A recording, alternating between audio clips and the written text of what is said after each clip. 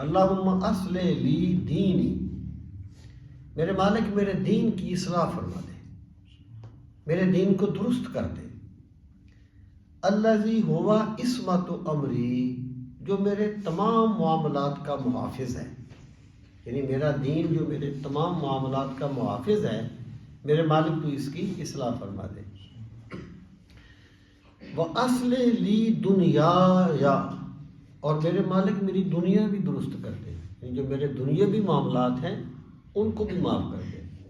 یعنی اسلام یہ کہتا ہے کہ جب بندہ اپنے رب سے مانگے تو وہ کوئی ایک چیز نہ مانگے، وہ بادشاہوں کے بادشاہ سے مانگ رہا ہے، اسے چاہیے کہ دنیا بھی مانگے اور دین بھی مانگے، دنیا بھی مانگے اور آخرت بھی مانگے۔ ربنا آتنا فی الدنیا حسنہ وفی الآخرۃ حسنہ وقنا عذاب النار، یہ ہے سرکار کی جامع دعا۔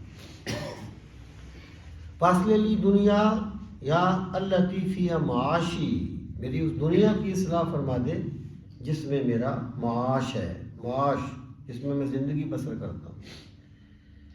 وَأَصْلِحْ لِي آخِرَتِي الَّتِي فِيهَا مَعَادِي، اور میرے مالک میری آخرت کی بھی اصلاح فرما دے جس میں میں نے لوٹ کے جانا ہے۔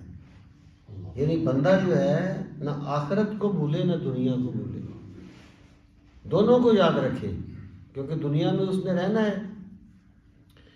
اللہ تعالیٰ سے یہ دعا مانگے کہ مالک دنیا میں بھی مجھے وقار کی زندگی نصیب فرما، اور آخرت میں بھی کامیابی مانگے، صرف نہ دنیا مانگے، یعنی کسی چیز سے بندہ انحراف نہ کرے۔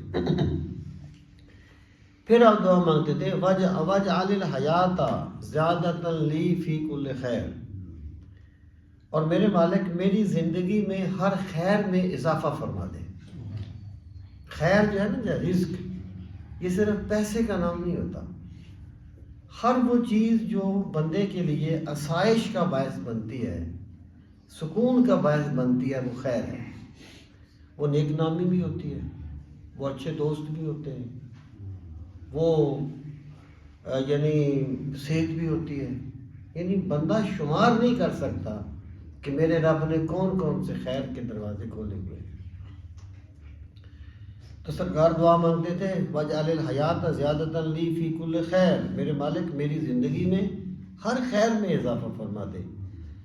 وَاجْعَلِ الْمَوْتَ رَاحَةً لِّي مِنْ كُلِّ شَرٍ، اور میرے پروردگار میری موت کو میرے لیے ہر شر سے راحت بنا دے، ہر شر سے آرام کا ذریعہ بنا دے۔